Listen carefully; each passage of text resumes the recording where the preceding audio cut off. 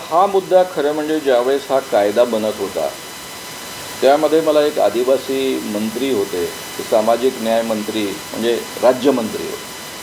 ते मला चिडून असं म्हणत होते की तुम्ही जो कायद्याची सगळं म्हणजे याचं प्रारूप तयार करता आहात आणि विधानसभेमध्ये तो संमत झाला होता 2013ला.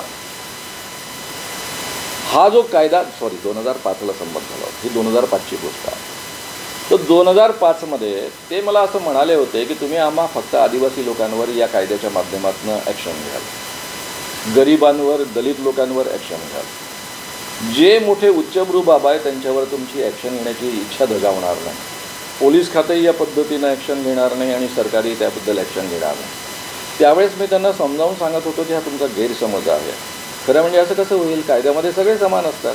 मग ते उच्चभ्रू असतील, वरच्या जातीमध्ये जन्माला आलेले असतील, खालच्या जातीमध्ये जन्माला आले असतील, त्याने काय फरक पडेल.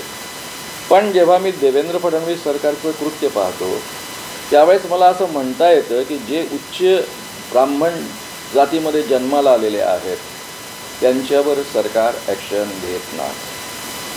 सर्वसाधारण दलित जातींमध्ये जन्माला आलेली, आदिवासी जातींमध्ये जन्माला आलेली माणसं आहेत त्यांच्यावर पोलीस सहजतेनं या कायद्याखाली ॲक्शन घेऊन टाकतात. धीरेंद्र कृष्ण महाराज जन्माने ब्राह्मण असल्यामुळं त्यांच्यावर ॲक्शन होत नाही का असा प्रश्न मी जाहीररित्या उपस्थित केला होता. कारण त्यांच्या एका व्हिडिओमध्ये त्यांनी म्हटलेलंच, ए छुओ मत, हम ब्राह्मण है, अछूत छुओ मत. आता हा व्हिडिओ उपलब्ध आहे. आपल्या देशामध्ये ॲट्रॉसिटी ॲक्ट आहे आणि ॲट्रॉसिटी ॲक्ट असताना सुद्धा या पद्धतीनं बोलणारा माणूस महाराष्ट्रामध्ये येतो, अनेक दोन्ही जादूटोणाविरोधी कायद्याचं उल्लंघन करतो, अंधश्रद्धा पसरवतो लोकांच्या.